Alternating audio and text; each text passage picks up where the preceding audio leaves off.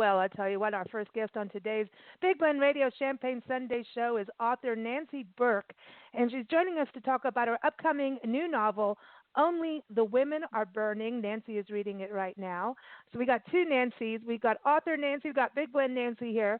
And the story shares, well, it's a story of three women who are eclipsed by flames in a single morning, one at a commuter train, one at a school, one while walking her dog in the woods. And they say it's part mystery, part science fiction, part suburban domestic novel. And so we're excited to chat with her today. And I encourage you to go to her website, nancyburkestories.com. And that's Burke, nancyburkestories.com. She's on Facebook as well. And watch out for the novel coming out October 1st, but usually you can pre-order too. So, but welcome, Nancy. How are you? Oh, I'm doing great. Thank you for having me. Hey, it is good to have you on the show. I know Big Blend Nancy here. She's been enjoying your story, and she's been reading because she got, we do get to have the books before they hit the press, right? We're very lucky about that in our job. And she's going, well, this is completely different.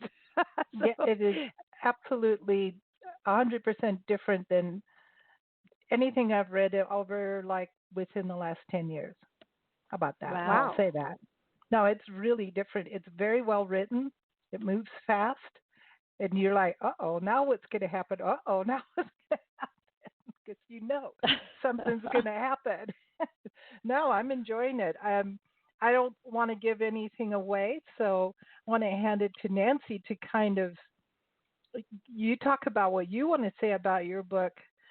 I'm afraid I'll give away things I don't want to give away and ruin surprises. Oh. Okay. Well, this book, it's interesting that you say it's unlike any other book that you've read in the last 10 years. And that actually was one of my problems when I was trying to find a publisher for it, because I was really trying to decide what genre it fit in. And it crosses a number of genres, as you mentioned when you introduced a mystery. It has sci-fi elements, and it's a domestic novel. So yes, it is a little bit different. And I was kind of surprised with the way all of those different pieces kind of integrated together as I was working on the story. So it's primarily a story about women. It's about the women who burn, and it's about the women who are left behind in the town where this phenomenon happens. And particularly, it's about one woman who challenges the police and the fire department in the way they're handling the investigation and coming up with reasons and explanations for how and why these women lose their lives that way. Okay. So I remember reading there was at one time some kind of custom where women would set themselves on fire. Did you turn up any research about that when you were writing this? Yes, I did. It's weird. It's a practice called Sati, S-A-T-I, and it is a tradition that was actually outlawed in India going back, I think, in the late 1800s. But when a man died, it was the woman who was the widow of the man who died was encouraged to throw herself on her husband's funeral pyre and go to the afterlife with her husband. And the mythology around that was that the woman would earn herself the status of goddess in the afterlife by doing that. Oh, wow. So I read some really interesting accounts. There was a fairly late 1900s case where a woman actually did that, and they looked at that as a crime, that she was encouraged and drugged, and she did this. So it is reflective of an attitude about women in India that I have an anthropological background, so I could go on about this topic forever, but women become a burden on the family of their husbands once the husband passes away. So it is convenient for the in-law family to have the woman end her life when the husband's life ends, so she's no longer a burden on them. Wow, which is nice. Pretty intense, huh? I don't think I'd get married. No. Pass on that. Having that background, because to me the cultures around the world are so fascinating, and it's like I can, imagine a lot of our audience right now is in horror about what you're just talking about. Women getting burned, and yet we've got to realize that every culture is different than us, and it's a really interesting thing because you do get emotional about those things, and I don't know if it's right or wrong or what, but doing research for the book, are there other cultures that burn women, or is it specifically in India? Well, I did look into the whole mythology around women and fire, and if you look at children's fairy tales, there are stories about women and fire. In the book, I have the woman Cassandra, who is the primary character. I have her children in this mode in their childhood where they're obsessed with the movie The Wizard of Oz. Mm-hmm. And Cassandra is in the living room while her children are watching that movie after these women, lose their lives in fires. And she sees the Wicked Witch on the roof in the apple orchard disappear in a puff of flame and smoke. Joan of Arc was burned at the stake. Oh, that's right. There's the Salem witch trials where, women who were accused of witches are burned at the stake. Mm. So you could even look at Hansel and Gretel when they pushed the witch into the fire to escape from her. Women in fire and women burning is really, you can find it everywhere. Wow. Our ancestors were burned. Our female ancestors, our great grandmothers, two of them. One, they were both accused of being witches for talking to animals, and they were burned at the stake for that. Yeah. And one was a wizard, so we got the guy, and he was burned as well. This is all in the Isle of Man. And in fact, the one grandmother, great, way out there, we're talking about 1400s, she was in the Museum of the Occult. Yeah. It's always nice to find your family. And National Geographic did a whole thing on her, but she was burned at the stake. And I almost feel like people don't know what to do. It's like, it's so scary. I wonder, like, are they doing more burnings than hangings with women? Like, they used to there was the guillotine times, and then there was the dunking of women for being nagged. Dunking in water, yeah. But for the actual killings of women, I know there's hangings that we did in this country, but I wonder if there's like a fear factor, and they feel like if they burn the women that they're not going to get as haunted as much. But we all know that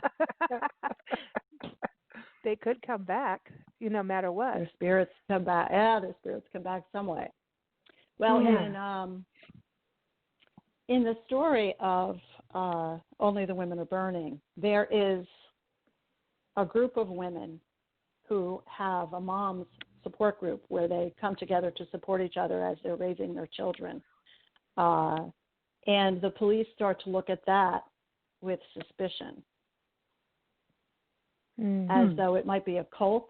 I think it was back in the 90s, Falun Gong, there were women in China who set themselves on fire to make a statement. So there's this suspicion of the women doing this to themselves to create attention on an issue, which Cassandra, the main character, doesn't believe that could possibly be true because she knows these women. And she sets out to find out what the real reason is behind why these fires are happening. And that's the sci-fi element, and that's the mystery element. Mm-hmm. But it's also... Oh, go ahead. Go ahead. No, just because of the whole women's perspective of this. And women are, now they're the main... They're the ones burning. But then you're having your main character, and then you've got this whole side that they're talking about where now you're getting into the suburban lives, which is interesting because society is changing. It hasn't. It's just an odd thing. Like, I always wonder about, like, I remember watching that Showtime series, and it was like this they had the community of Agrestic, and it's like all these housewives that had money, and it's like the little boxes on the hillside, remember? And it's like and then you're wondering, these women are all having to do the trophy wives. It's like the housewives of whatever. And so there's a whole other side that I always wonder what really happens to those women behind the closed doors. Like, there's this keeping up with, more than the Joneses thing, and yet everybody does look alike. They all kind of, you know what I mean? And then there aren't people, like, also there's like a whole drug thing going with that, a whole drug or booze culture. Tranquilizers. Yeah. I don't know. It's just that I've always found that fascinating. So your novel kind of digs into that. Is that what you mean in regards to, the suburbia side, the suburban lives of women? Well,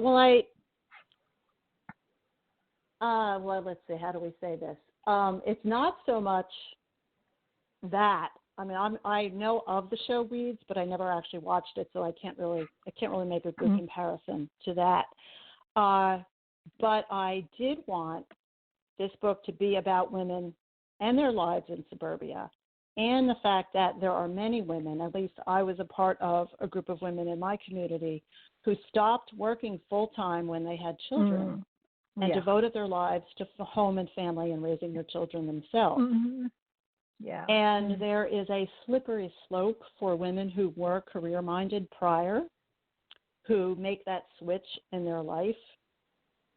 And this book really does talk about that slippery slope of, giving up that part of yourself because you love your family, because you are able to be home and take care of your children, or just because you want to be the one who raises your child. You want to be the one who's closest to your child. And what are the things and parts of yourself that you let go of when you do that? Yeah. And then how do you, if you realize that you've lost that, how do you climb back and get that back? So that's more of the motherhood side than the. I'm going to go Botox myself. More so today. that than the wealth and privilege and trophy wife kind of iconic characterization. Yeah. And I always feel like, are you happy? Like it's the same thing. They gave up something for something. And how happy are you? And eventually that does crumble, because a woman eventually is going to go, I've had enough of this. And it always stems from something in their background that, women are supposed to be this way and do that. And, the man is supposed to be the breadwinner. But I see society change with women. Women, we've had single moms for years, right? And whether or not they're single, there's so much that goes into raising a child and then still having your passion and having your identity, because motherhood almost becomes your identity. Yes, it does. And then the people who knew you before and know you now don't know that other side of yourself. And you start forgetting that side of yourself until all of a sudden, like you said, you don't anymore. And it's like, wait a minute, there's this the imagery of women burning in this novel came from, the roots of that were really, in my own life, I was having a period of time where I was having a tough time in my own marriage. And there were some days when I felt really angry. And then there were some other days where I felt like I could just explode with that anger. And so I took those emotions and I said, what can I do? Can I create a character in a novel that will embody all of those emotions, who isn't me, but is a universal character who people can relate to, who haven't had the exact experiences that I've had, but who can relate to that emotional energy. I mean, there have been times when I've talked to other women who I know, and they're like, oh, you're working on a book. What is the subject? And I say, oh, it's about a suburban community where the women are wandering through their daily lives and they just burst into flames and disappear. And women just kind of give you that stare into my eyes and say, a bit. oh, man, can I relate to that? in varying degrees, right? So so I was sitting under a tree once. This is when my children were really young, and I was writing in my journal. And it was during that period of time, and I just wrote in my journal. The women began to spontaneously ignite all over the suburban landscape as they wandered through their days. And that's funny. It just sat there on the page, and I said, what am I doing with this idea? Where am I going to take this? And it literally took me 19 years to distance this woman and create her as an individual who is not myself and who is somebody that readers could find a piece of themselves in. Wow. So it took a long time. This is definitely going to be a book for a book club for sure. Like I can see women, this is like a wine time book club book. Well, I want to say this. I just want to slap her husband. Okay. All righty. Well, there you go. He needs a hard slap. Okay, well, ladies, we're gonna keep this. We'll keep this on the universal level and not the personal level. Wow. Oh, yes. Well, obviously, she's got a little bit of a reaction to your book, which is good. So, how long have you been writing this? I mean, because it seems like there's research, but then you've got the sci-fi part, and I love reading a book that takes you by surprise. And Nancy's like, oh, here's another twist, and I think that's exciting because I think we, I don't know. I used to read all kinds of mystery books and everything, but there was, then there was like, especially growing up, and then all of a sudden there would be some odd twist, and you're like, huh? Okay, this is different, and it's more than who is the robber kind of thing, or the Nancy Drew. I love Nancy Drew, but the Hardy Boys were like my classic favorite. But you know what I mean? There's the typical things, and then there's the novels that just kind of defy everything that you kind of. I don't know. It's like watching a movie series where you start to. It's like the books become typecast, like everything's following a formula. So when you get outside the formula, and I think that's what's great about sci-fi is that you could go anywhere with it, and and mystery put together, that's really exciting to do something completely different. It was so much fun to research this book, and you had mentioned earlier in your introduction that I have had a kind of interesting life. And part of that interesting life is that I held a lot of different kinds of jobs, and cool.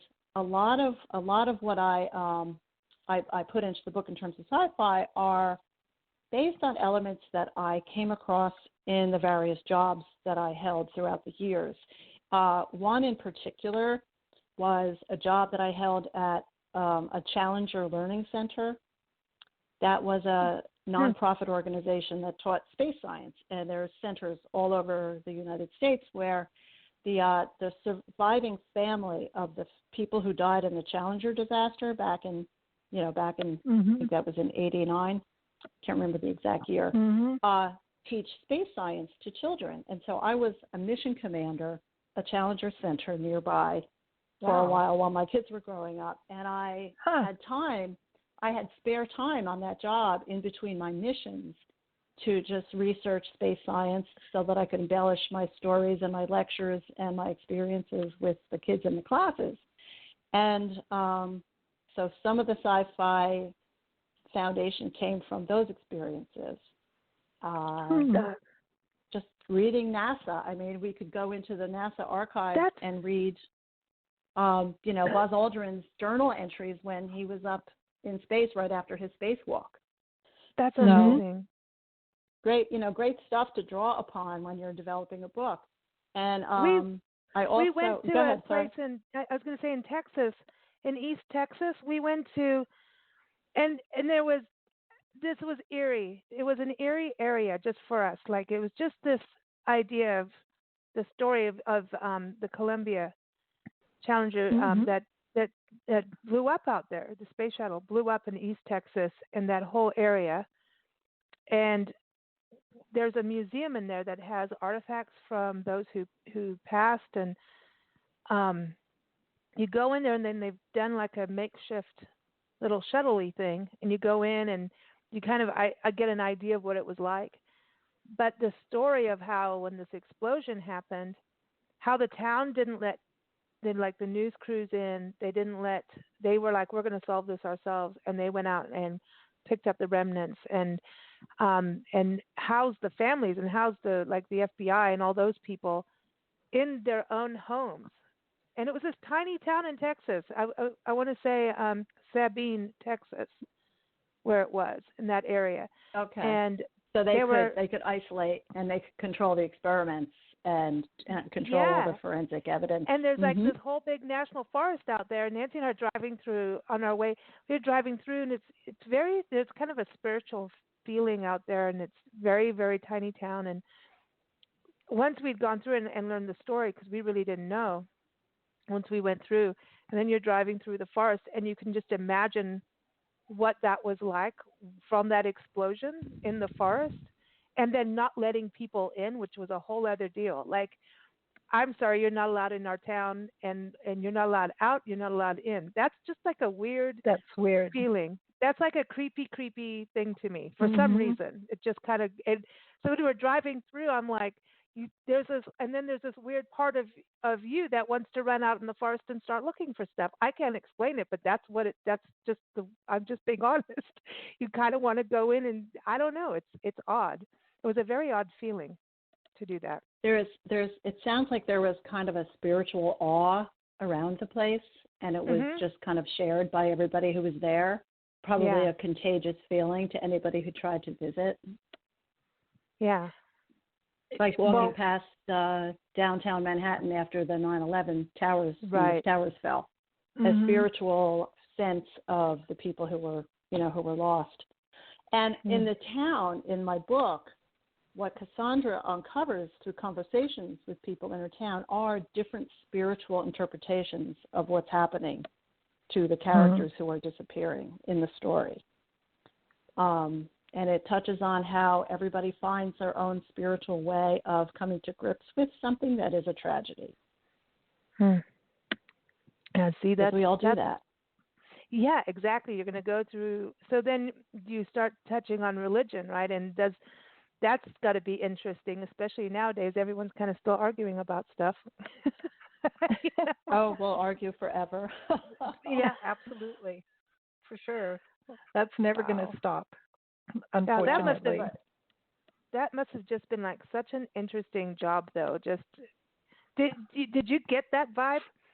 Like, having worked in understanding those explosions, did you get that same vibe that I'm talking about, that spiritual thing, when you were working there, or did you even feel this during the research? When you start to learn things, you get that like whoa, and watch documentaries and stuff. Oh yeah, you do. Well, when I worked there was this. It was like every day we were paying tribute to the people who lost their lives in that Challenger disaster. And we imparted to the science to the children about what happened and how it happened, which also appeals to my own intellectual curiosity about how the world is made and how energy works in the world and how we all interpret things. I mean, I mentioned in the book as well the idea that mythology and religion were the first science.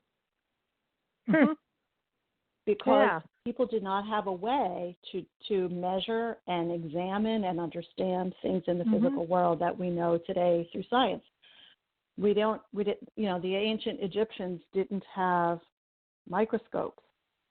And so their god of the morning sun was Khepri, who was a dung beetle, because the Egyptians would observe the dung beetle carrying their egg sac, and they said, and what they didn't know was they would look at a pile. This is just kind of funny, but they would look at a pile of cow dung, and they would see dung beetles coming up and out of the dung pile as though it was a spontaneous generation of new life.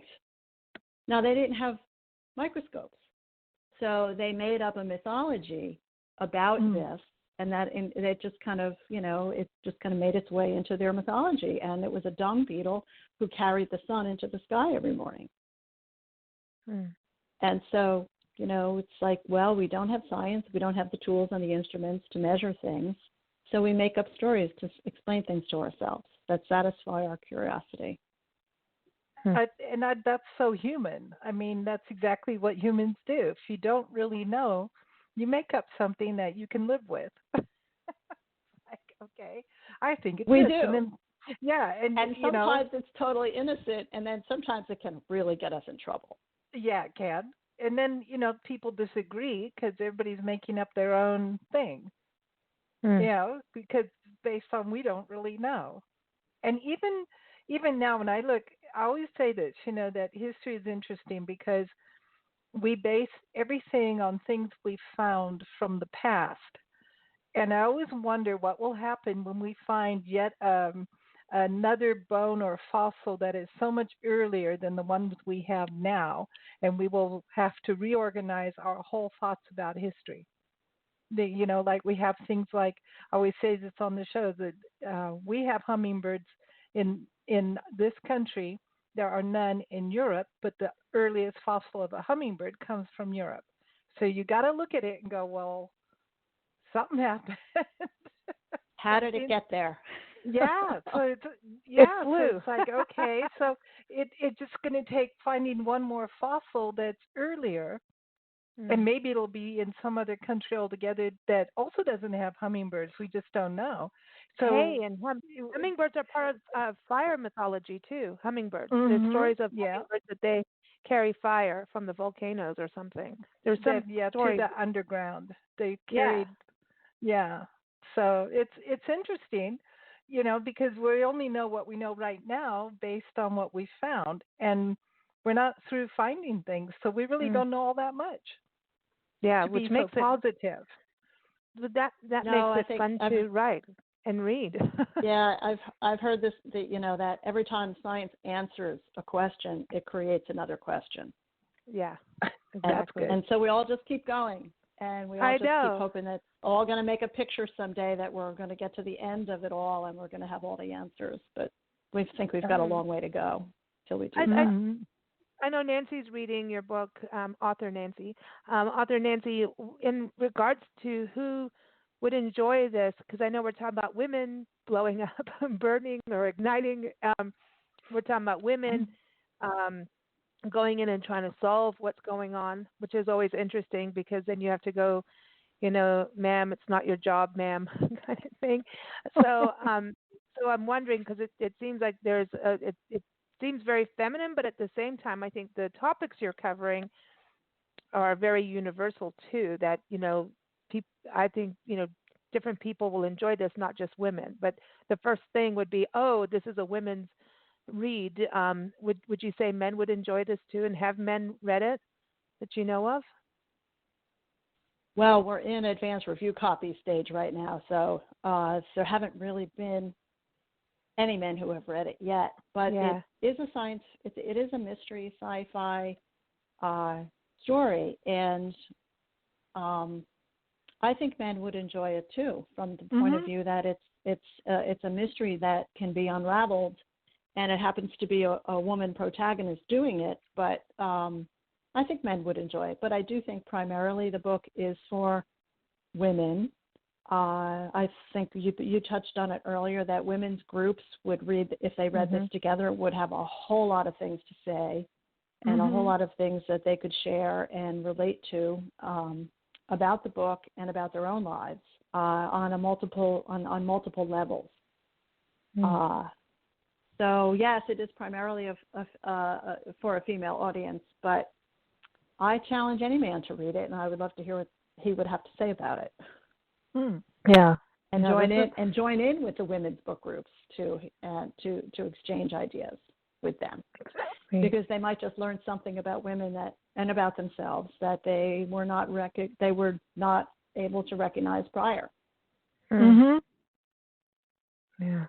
About their wives, about women who make the sacrifice of staying at home, and what they give up, and how they don't become a different person because they take on a different role in life.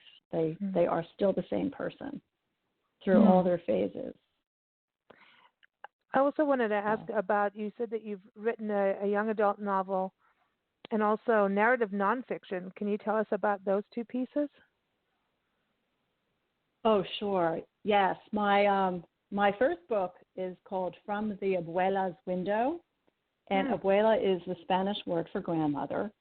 And this was my first book, and I placed the book in South America, in the country of Chile, because I wanted to use magic realism in the book, and I said, magic realism is not going to play in a suburban New Jersey setting. I need to find a place in the world that I can set this where the literary tradition is consistent with the place that where the book takes place.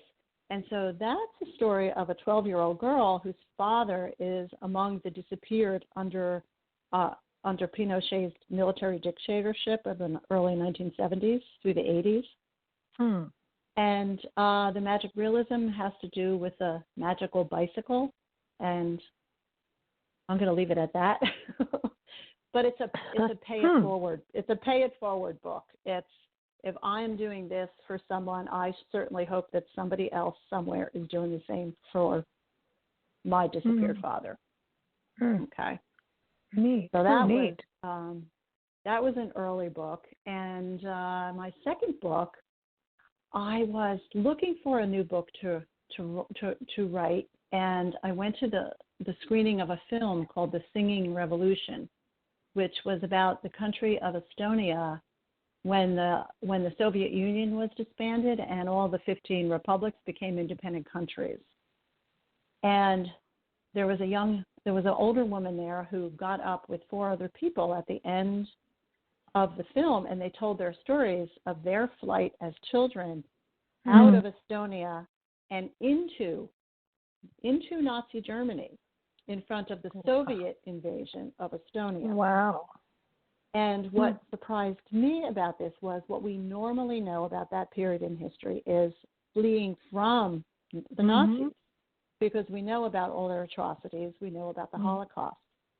But what our history does not teach young children is the oppression of the Soviet regime in that same geography in Eastern and Northern Europe.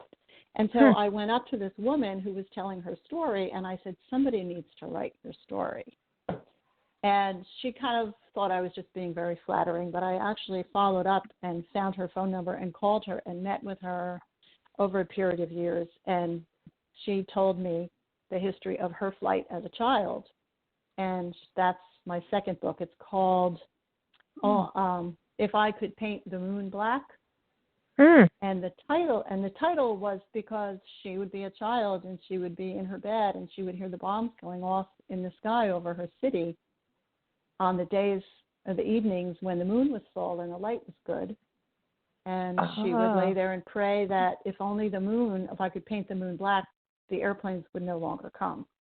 Wow. Wow, I love this. You're so cool. Just the whole, how you're looking at science and then the cultural history and just putting it all together through all 3 of your works. I think that is amazing. You're just one of those people I don't think will ever be bored, that just keeps going and just keeps learning stuff. And I think, is that part for you being a writer, is the actual, I know there's the research, but there's the research and digging in, but then there's actually the learning part of it. Is that part of the joy for you? Yeah, the research is always wonderful. I mean, I think I mentioned I studied anthropology as an undergraduate, and I studied a lot of history as well. So I love the research part. The trick is taking the knowledge that you gain from history and developing characters and putting them in that setting and creating a narrative story that's engaging to the reader. So that it's an enjoyable ride, and then the history comes through the story as well. Do you live with your characters? Oh, go ahead. Go ahead. No, I was just going to say I've always wished that they would, in history classes can be so boring, that they really should have historic, novels as part of history class, so that the history becomes alive, so that it's something you want to read about and remember. Mm. I think they really should introduce historic novels in history class, not English lit, in history. Yes, so that you can feel what it was like to live in that Exactly. place and that Yeah. time. Because I think it's And so it important has, to make history come alive. It's important to do that. yes, yes, it's very Mm. important so that we can learn from it, so that we don't repeat the bad parts and Mhm. we could build on the good parts. Yeah, do what we're doing now. My gosh, I know. Look at just I it's just interesting to me how history just has this cycle that just keeps going round and round, and here we are Mhm. still, and it's like okay, it's really really important to learn our history, and I think you're right about the writing and getting that texture, that feel of Mm. a time period, and it really comes alive. So Nancy, before you go, what is your and I have a song that I've queued up for you just specially because I have to. I know we played Shelley King yesterday on our show, but she has a whole album called Building a Fire, and so so I have to do it because it's a woman in a fire. So I have to play that song for you, Wonderful. especially for you. I was like, I just yeah, I had to Yeah. do that. Um, but Oh, what is thank your you. toast to? What are you happy about? Oh, okay. All right. Well, my champagne toast today, actually, there are three things that I would like to raise a glass to. One is that I just celebrated, or my family just celebrated my mother's 90th birthday party. Oh wow. Awesome. Very And cool. Oh, yes, a glass. We raised a champagne and orange juice toast to her that day. We had a wonderful party on her front lawn, so her neighbors could drive by and honk their horns and wave at her, since we're in the middle of oh, the pandemic. Cool. And I'm so grateful that she's 90 years old and she's still here, and she's still adding amazing dimensions to my life and to the people around her. So Awesome. that's my first shout out. My second one is, as we're talking about history and things changing or not changing over the decades, that our country is finally in a place where positive change seems to be starting. Mm. And I think that a lot of that is long overdue, and I know that it's been a difficult 2 weeks, but I do feel as though we are enlightening people who might not have been paying attention prior, and I think this is going to move us in a really positive direction. That's my hope for that. Yeah. Okay, so we've hit the pandemic. We've just talked about the protests that are going on in all of our cities. But of course, my final thing that I'm very grateful for is that I have this new book, and that it is coming out this year. And even though I'm in the middle of a pandemic and we can't do real events at bookstores and real appearances, we are learning how to spread the word about our new books virtually, like what we're doing right now. Right. And it's really an exciting time to be doing this. So that's my third celebration. I love it. Well, Congratulations. And I could probably go on, because I do find there's a lot of things to be grateful for in spite of all the difficulty we're going through right now. But I think that's enough for now. Well, toast to your mom. That's a big deal, and really for getting your book out this year. Everybody, October 1st is when it comes out, and you can go to nancyburkestories.com. So it's BURKE, nancyburkestories.com, and also Amazon, all those places, right? People can pre-order at a certain point, or can they pre-order now? It is available already for pre-order. Yes, Amazon, Awesome. Barnes & Noble, bookshop.org, your local Make it a bookstore. bestseller. As it hits like October 1st, it needs to be a bestseller on that day. Wouldn't that be wonderful? That'd be cool. I know. I'm just saying. But thank it's you good, so people. Go get it. It's really yeah, good. thank really you good. for joining us. It's been a real pleasure. My pleasure. Thank you. Nancy's enjoying the book, and I get to read it next. And here's your song. It's called Building a Fire from Shelley King. And after that, we're going to be chatting with Lisa Snyderman, talk about virtual events. She's really doing, a 14-day one. So anyway, here it is, Building a Fire. It's a title track to, wow, that's 3 albums ago, I think, for Shelley. So here it is.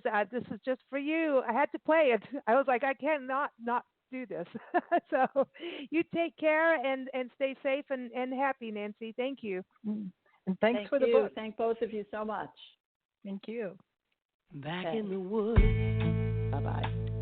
Down in Tennessee. Who knew the smoke would overtake me? That one little spark raged out of control. Now that passion burns down in my soul. I'm building a fire. It's starting to catch. Just use my desire and one very hot match. Now the flames are growing higher, spreading through us fast. I'm building a fire. It's starting to catch. I knew I was in trouble from the very start. You looked in my eyes, saw straight to my heart. Now the fever rises, for mercy be. Every time you lay your eyes on me, I'm building a fire. It's starting to catch. Just use my desire.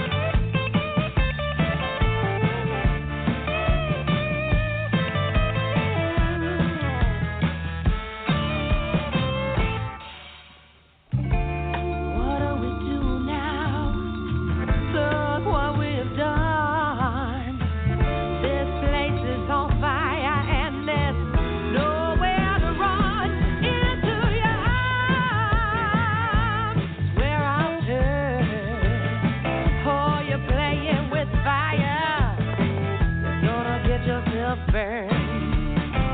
I'm building a fire.